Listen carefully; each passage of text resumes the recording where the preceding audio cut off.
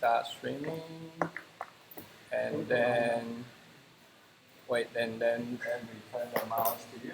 Okay, see the mouse there.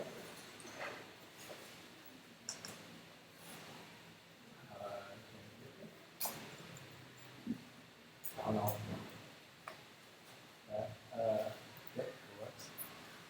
Alright, then let's we have a new researcher in the team, Proto, and welcome Proto. Today we're gonna talk about spec, and let's give Proto a big hand. Hello everyone. Photos. That's fine. Over like the past months, I've been working with the EF on the. Is it no further going? Okay. So over the course of the past month or so, I've been working with the EF on the Eth2.0 specs repository and all the work surrounding it, like research work, implementation work, testing, all these kinds of things. And today I will be like presenting about the specs, about the components in the specs, where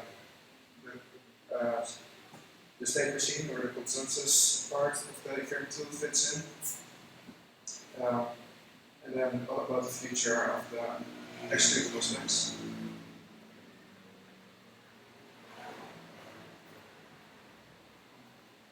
So before I start, quick recap. What's Eth2? What we're like building.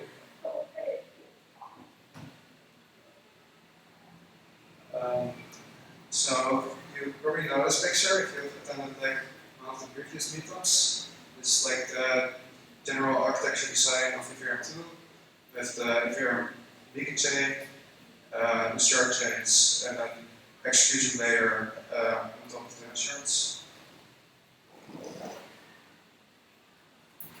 You can follow all the progress on GitHub.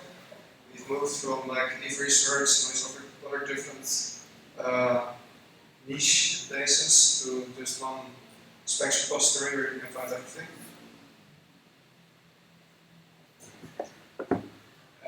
For like, sure you already know like the general architecture stuff. So it's more interesting to talk about like the roadmap where we're at now, how we progress from there. And so for like during 2019, we finally like got this first release out, and then the next release. And so we progressed a few major releases, and then we had the conference in Paris. And during this conference, lots of other work started. I'll present about this later. And then like we continued. We had this workshop in Sydney recently, and now we're at like we're here. So we have version 0.6 just out, and 0.6.1 coming out in the next 2 days, hopefully. It's like a release of a few fixes for 0.6. This 0.6 version is really meant to be more stable, accessible to client implementers, something to work on for the next month or so, maybe longer, for the first public cross-client testnets. Like at the very end, so we go from this old song with lots of changes to this song with like the freeze.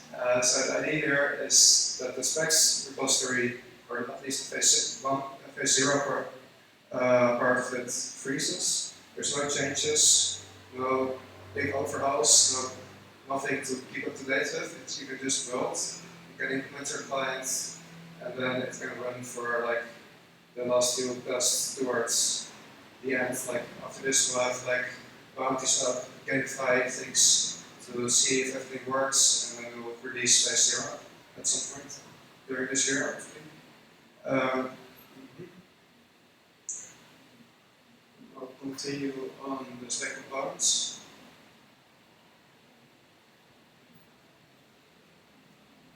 So how does Ethereum node look like? This is the general architecture of an Ethereum 1 full node, just like the rough thing. So you have miners, users which are really just miners that don't produce any valuable work. towards the proof of work chain. Then you have the network layer, you have the chain processing. So sometimes you fork, sometimes you have to like refer things. You have to manage all of this. Then we have this fork choice component, which is like pretty small in Ethereum 1 compared to Ethereum 2, where the consensus layer is bigger. And then we have transaction processing, our current execution engine, the EVM, and we have this storage layer on the bottom of the stack. So now we have the beacon node, the next generation tool node. As in this will be like the primary node you would run as a validator or like any participant in the network where you want to have like the full data.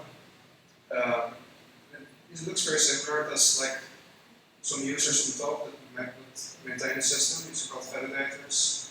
Xiaowei had this great presentation about validators.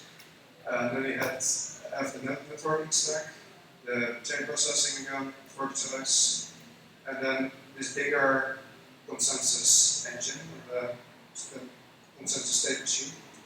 And like the mini chain has one, the shard chains have their own.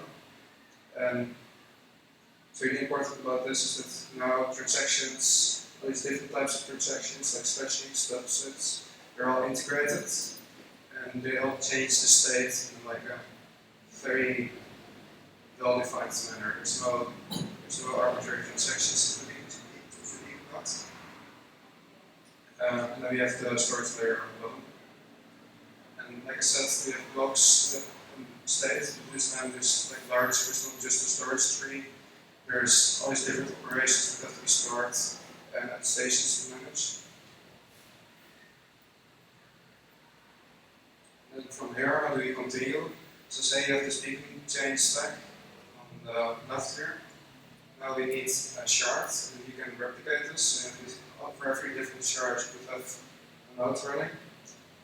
Smarter designs may like replicate this. Generally, you need at least one stack for each shard to contain the data. And then, like a stack looks kind of similar. This time we have a shard consensus state machine. We have this empty part where we'll be talking about later. And then we have the shard storage. So, how do we evolve from here? We implement the execution engine in phase 2. And then we'll have like contracts, and we have like more advanced functionality. Although I do have to say for like the phase 1, data availability is already like a very valuable good. You can do lots of layer 2 stuff on top of this. So I won't like ignore this phase.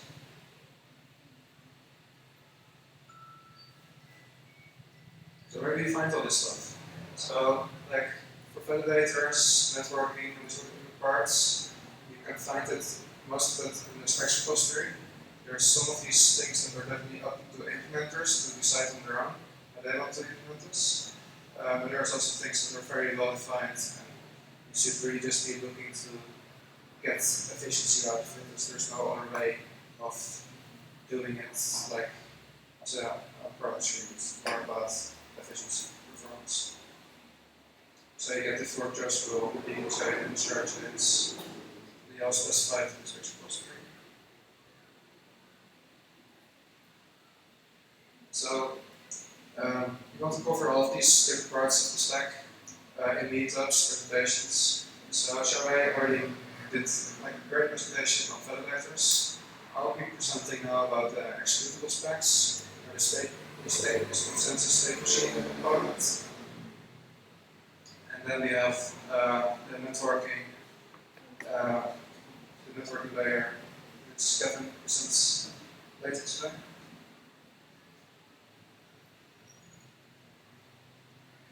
Okay, so the consensus state machine.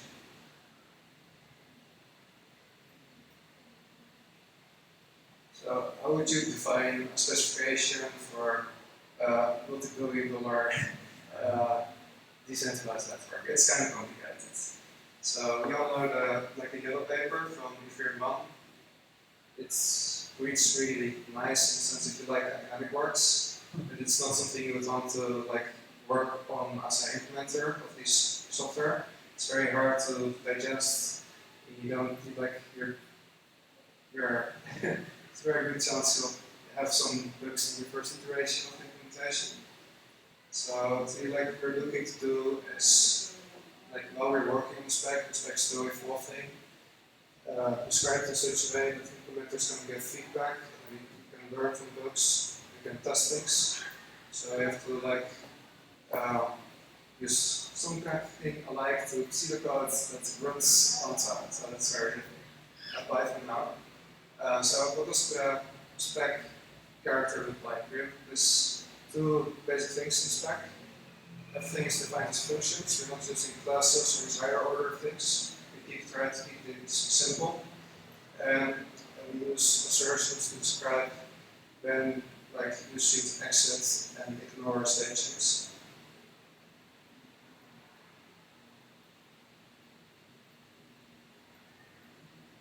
So say, just to get a feel of the spec, we have these different parts, like glossary, constants, helper functions, data structures. And you can make changes to this, report bugs, and it's very accessible to outside contributors.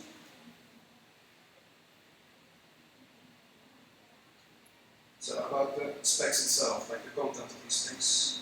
So the consensus statement sheet is this component described in the primary spec document, currently, the begin spec. And in this spec we define block transitions, slot transitions, input transitions. And with these together you'll build this engine that really can digest inputs on the network, change the state, following consensus, and basically supports you to keep being in line with all the other participants of the network. So for the people that have been familiar with these types of transitions, we have in Eth2.0 we're not doing blocks and blocks, we're defining slots, and slots can be empty. So if everyone does their work well, slots won't be empty, you have this every 6 seconds or so on the big chain of a block. And so blocks refer to their parent block, they also refer to their slot. And every X amount of time, currently it's set to 64 slots, we'll have an in-block transition. And using this in-block transition, we do the bigger changes. We slash people, we input the balances, we input the registry, we accept new deposits, all this kind of stuff.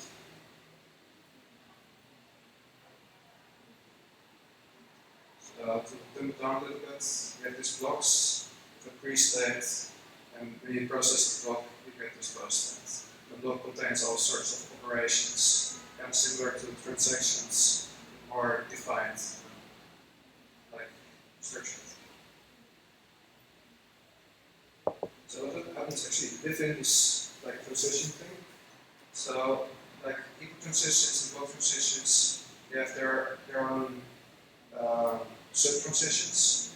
These transitions, they're the thing you choose as outside implementer to interface with this spec. You supply the necessary data, you get the necessary change, or you abort something else. And here's these very common patterns. So operations are processed on the same deltas. The changes in balances are all included in the same way. And once you walk through this transition, you get a valid state to process on top of for your next block.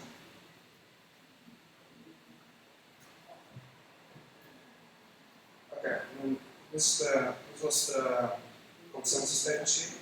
So it's not just this state machine that's important to us, it's more the executable spec thing that enables us to test it, to work with it, to show it as a proof of concept that actually works.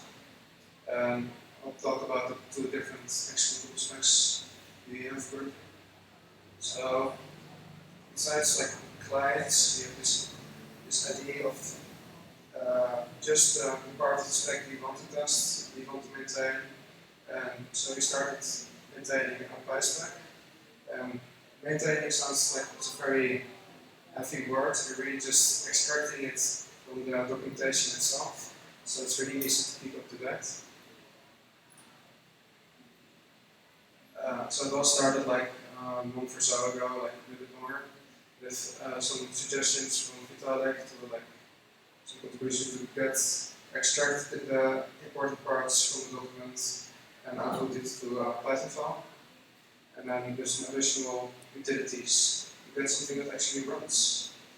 And then later he merged it back into the big specs repository. So now it's fully integrated with the tests and the testing items and whatnot. So how do you create it now? Like you just load repository, run make -p to root it, and PySpec, you get your runnable executable Python spec.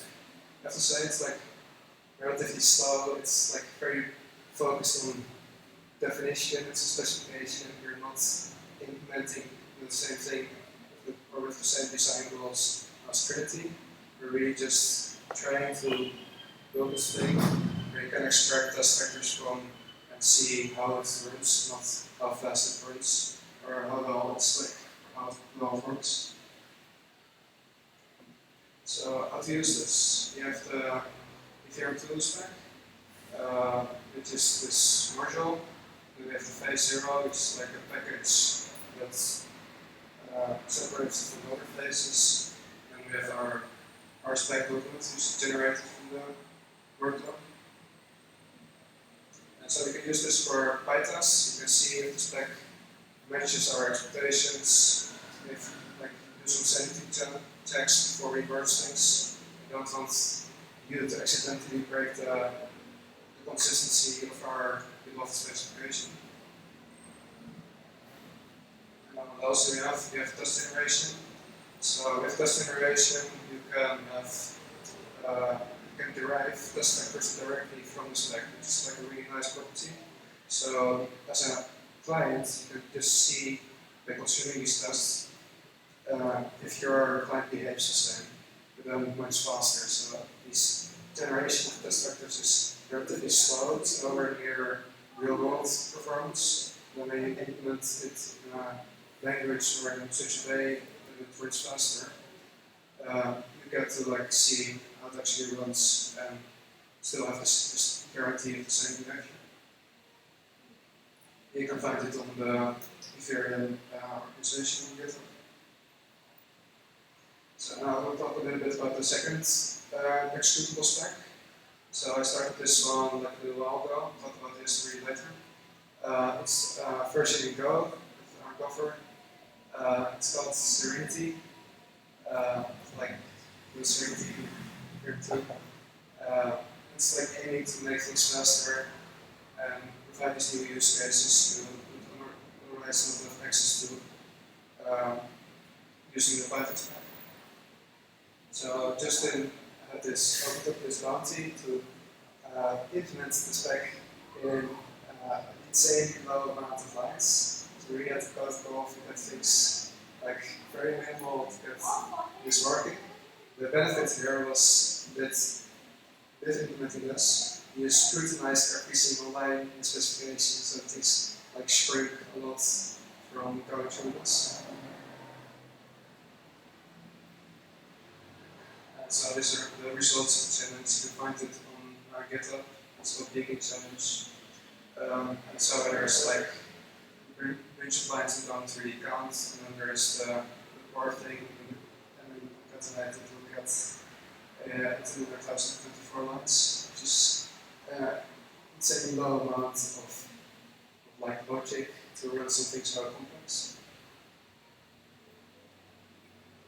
And then, well, you know, it's like buggy. If you start doing this like code thing and realizing things won't end well. So I decided to like up the quality, maintain it as something that's actually useful, not just this for a bounty. He ended up with 0NT. I worked on this during the Eth2.0 hackathon. And with 0NT, you can run the spec, all the functions, which is the complete development version. and I'll be pushing out release for 0.6 out soon. Exact same results, much faster. So I've been keeping up to date since it grows, lots of commits, lots of changes. And the fifth thing is you can also run the tests produced by the other executable spec. So you can see if the tests are actually correct, given that if you implement it yourself and it passes the test, you can like say, well, matches our expectations twice, should be like correct. Now we can hand it over to client implementers, see if their implementation matches the expectations. This is like an extreme example where there's 10,000 tests generated from parameterized options. So you randomize the SSE thing in lots of different ways, use edge cases for each single element in the spec. So if you want to implement the encoding part and the hashing part, it's like crucial to the spec. We're really sure it actually works. And the interesting thing is continuous executable thing. Specs, you can cross-reference them, you can compare them, and you find new kinds of bugs that are like pop up and you use some differential analysis. So what's the next step for seriality? Well, we want to use coverage tools to find the parts of the spec that are untouched or not tested well enough. We'll use benchmarking. So given that it actually runs much faster and Go has this great benchmarking framework, you can see how it runs and whether like the parts of the specification would need to be simplified or changed to make it viable. Then we have potential for fuzzing.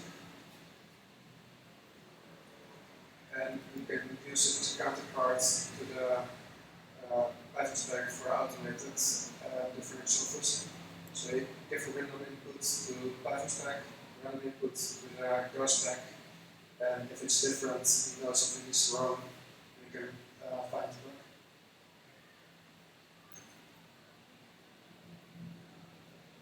bug. Okay, and then from here, we move this executable specs forward. We have this Python spec with like breakpoints ahead, and this Unity spec, which like provides many other opportunities, ready for client implementers. And so for the Python spec, you plan on word test generation. So far we have like double switch testing, SSE testing, shuffling, DOS.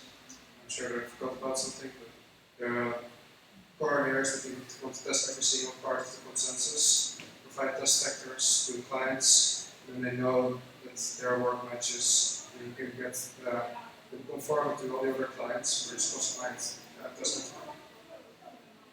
And of course, keep comparing it to like clients' Serenity. And Serenity is evolving as well. So far, Serenity has beacon consensus state machine. Now I want to implement a shard consensus state machine as well. We have fork choice called Ghost in Eth2.0, which will like maybe get integrated, but it will be like poised up and packaged separately. Definitely like supplements the functionality of Serenity well. We have evos in the line, and then there's these different parts that are still up for implementation. So you could start a new Go client based on all these core components together with like the really implementers components like networking, chain processing, storage. I'm sure there's like many people who go Ethereum or other like, external parties that want to like try their hand implementing Ethereum 2 clients. You don't have the resources or the time to keep up to date if the consensus layer is still like perfectly evolving.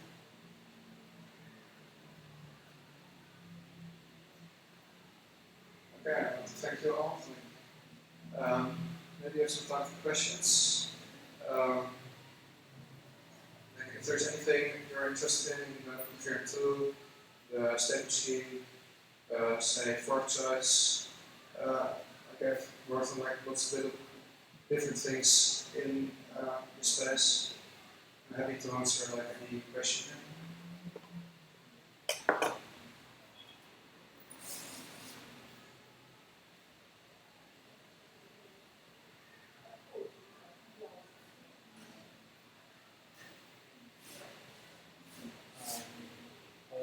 Elaborate the sizing, housing part. Okay, so maybe you're familiar with the fuzzing of Ethereum 1. So it's currently related to we have these different Ethereum 1 clients, somewhere in like a data center, 24 hours per day being fed with random data or generated data to see if you make one act, make the other act, the same functionality, you can actually match the outputs. And when you don't, you know there's this critical bug. If you do it on a real network, it's create this change between. So this is something we actually absolutely want to prevent, having a change split because two clients and different interpretation of the same rules. And so to prevent this, avoid this, we implement fuzzing, differential fuzzing and normal fuzzing. Try to stop these abnormalities, these differences between the implementation and what our expectations, and avoid it from happening. Okay.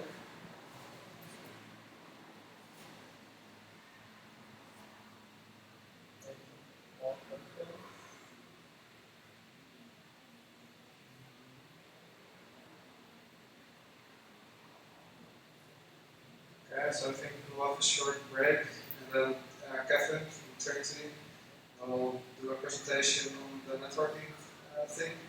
The peer-to-peer, and there's much more towards implementing Ethereum 2.0. So that like RPC, you have the peer-to-peer, lots of other stuff to cover to implement the full client. Thank you.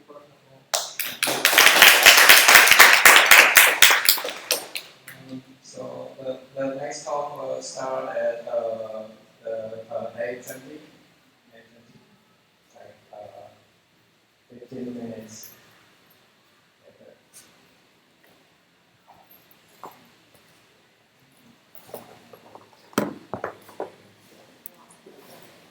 Caption.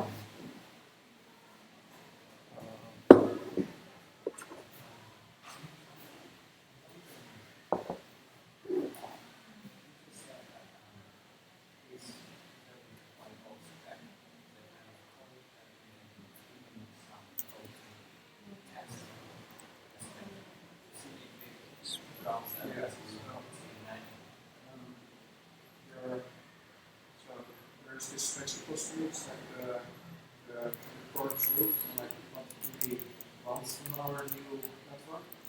And then there's the different client implementers that write the code to run the network, actually perform. Yeah, and so we want to be sure that all these different clients match the same specification, so they're performant.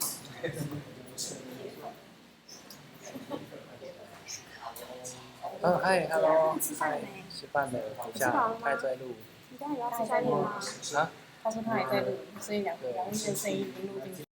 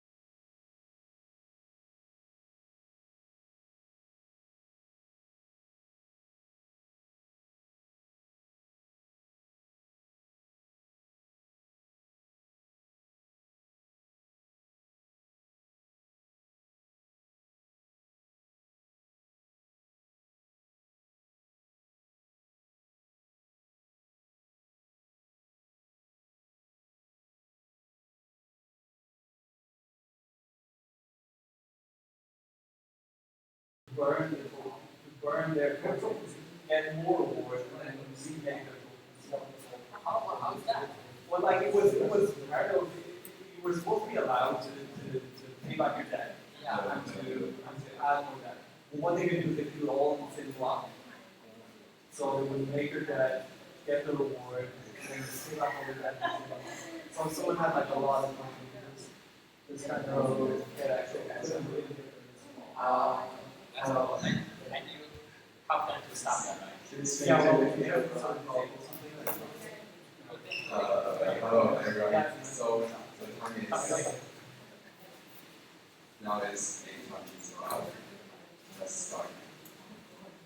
So today I will give the brief introduction to the Ethereum 2.0 networking layer, and I will leave more keywords here. And if you're interested, you can check it out. And I hope you will find it will be helpful for you to understand and realize what is going on our side. Wait.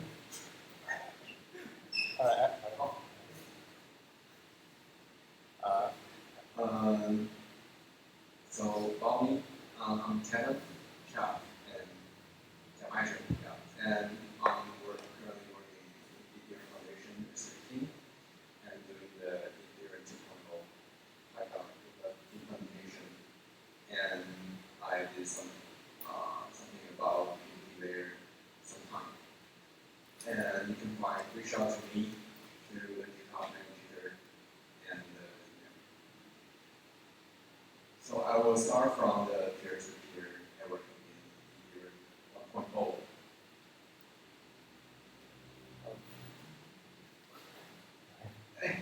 Sorry. There. Okay. So from my point of view, I think we can roughly abstract the Ethereum 1.0 node to 3 layers. One is the depth. It depends on the consensus layer, and the consensus layer depends on the peer-to-peer networking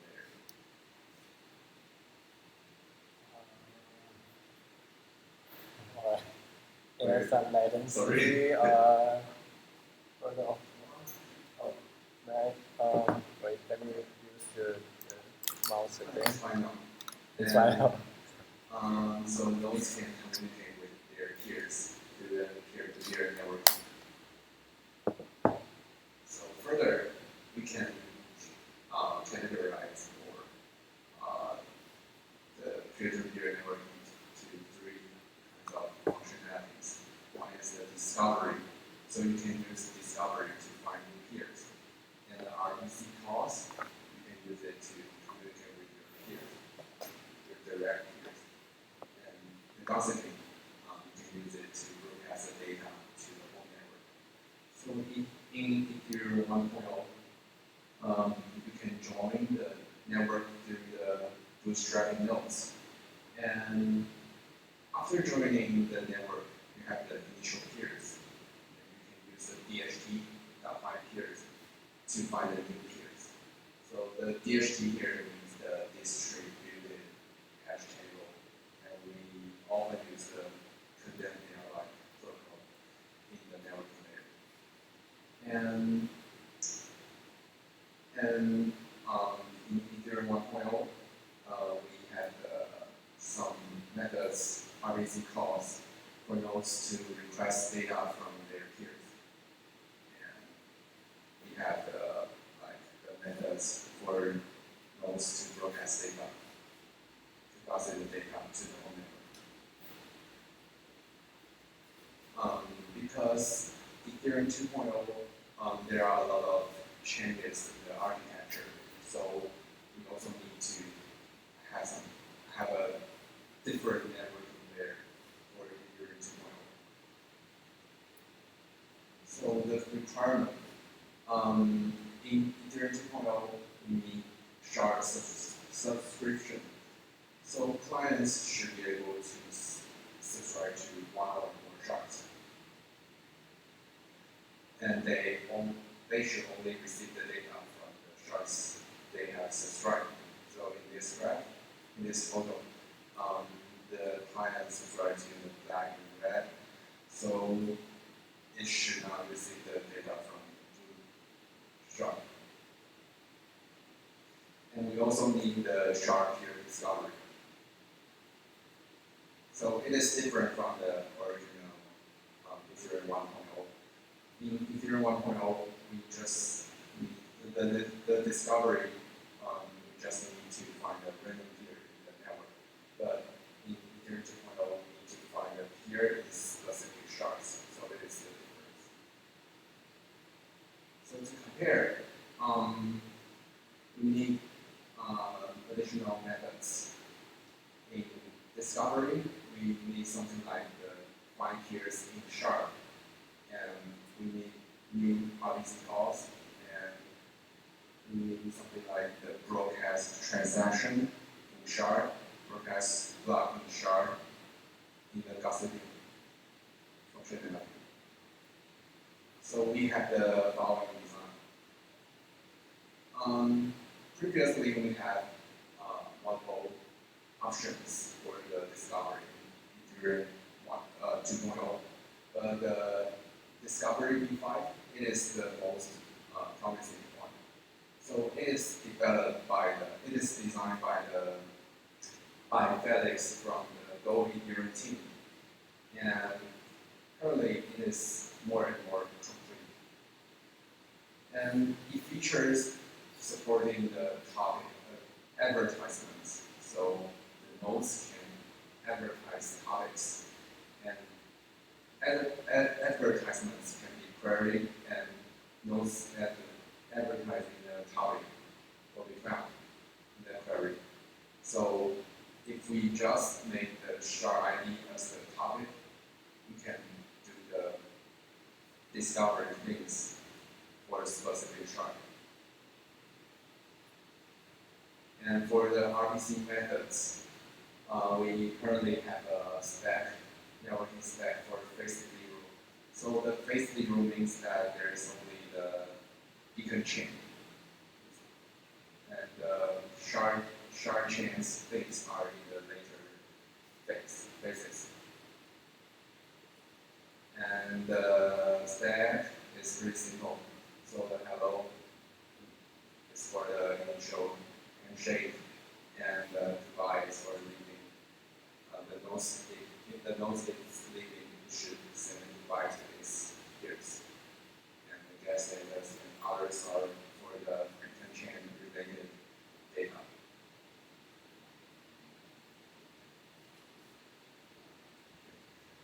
And for gossiping, we have the pops up. And actually we are using the gold liquidity pops up.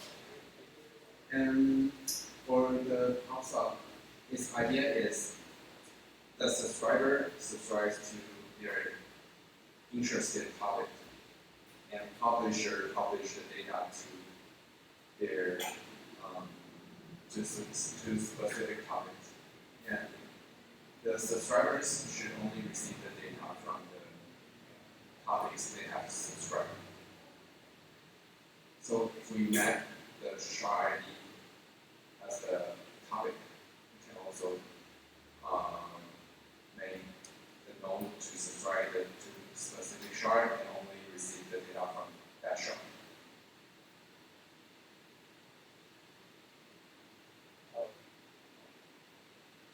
And we are using liquidity in Ethereum 2.0.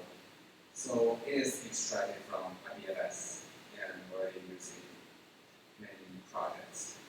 And it supports many networking modules, as you can see in the photo. So, and why are we using liquidity? So liquidity provides well-maintained modules we need, like the academia PhD and the gossip stuff, which is a kind of implementation of the POSA. And it's supported in multiple languages. So initially it is implemented in Go and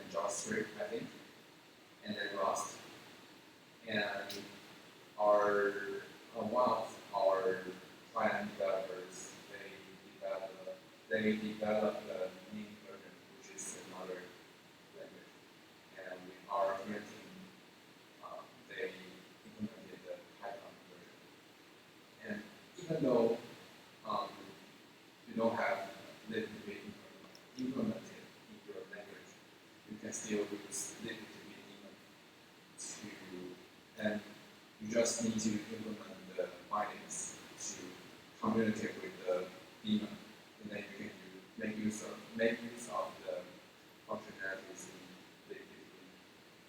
And it also allows us to do the experiments with various technologies. For example, quick and fork. And it is a common question by many people.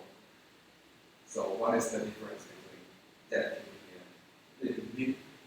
So to be honest, it is not comparable because LibDB is only a library with many useful components. And DebtDB is a dedicated framework for the bigger component. And the current status of the network layer. So we are building the testnets for client internal usage. So several clients they have launched their client internal testnets for basic so with the machine. And some clients they use LibDB, but some of them don't. So they implement the client with the minimal wire protocol called Hobbits. So it is a minimal wire protocol. And we also had a networking workshop in Sydney in 9 April.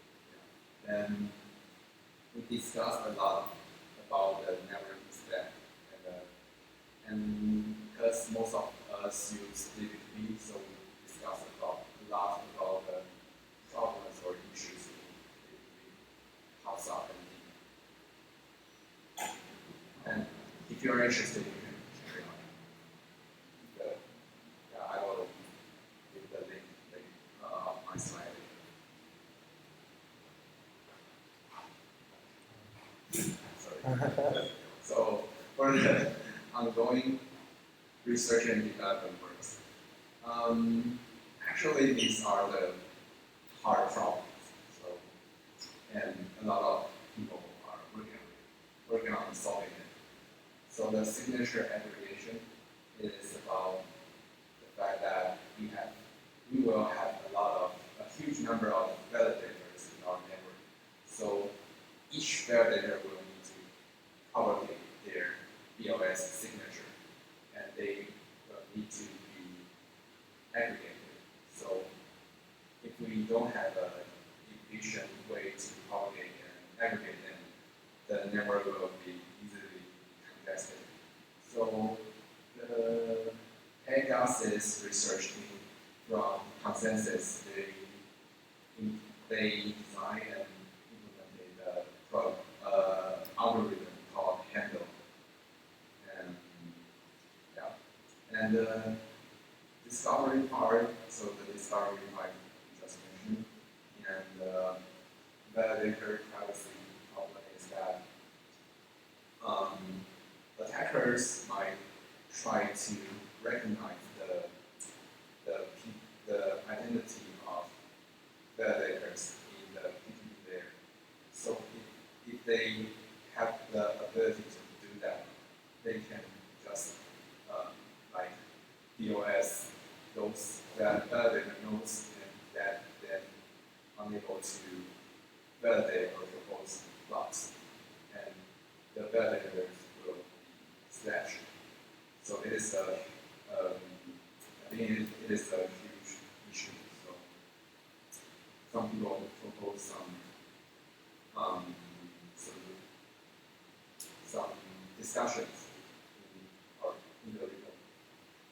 And we are still working on the peer replication, but I don't think we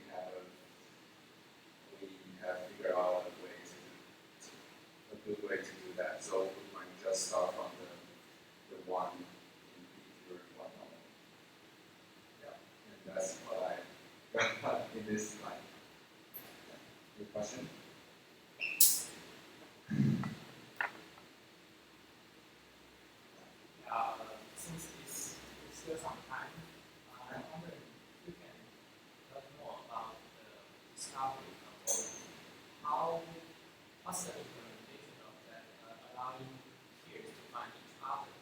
said that is a hash table of that, but I'm wondering if we actually store the hash table.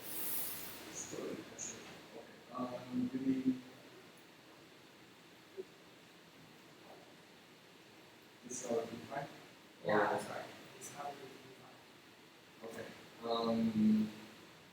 I have to admit that I'm not really familiar with the mechanism because the spec changes a lot. But the idea is they use the topic as the key in PHP.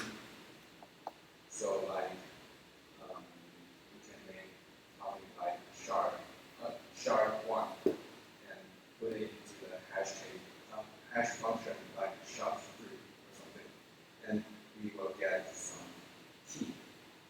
Yeah, and you can use the key to query the PHP to find those.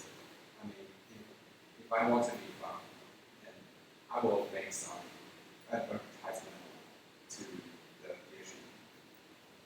Yeah, and like if I am currently subscribed to Sharp 0, I will add this advertisement in Sharp 0 to the PHP, and others can use the PHP query for the same key to find my information.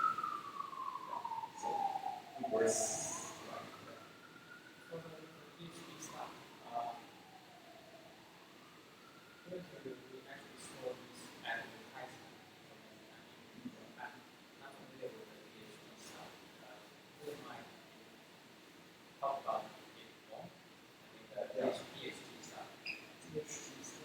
So I think you're not asking the discovery define, but you are asking some basic concept of the. That's right. That's right. Yeah. Okay. It's really thank you. It will take a lot of time to explain. Maybe we can help. No, I mean, we can talk about it.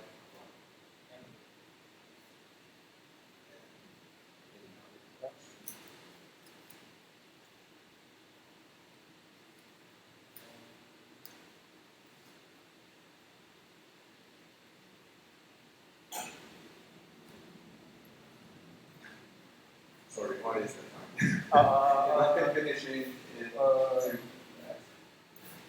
I think we still have some like 10 minutes, but Okay. but yeah, if you can yeah, you can also end and then we can talk later. Okay. Because yeah, PhD is a long story.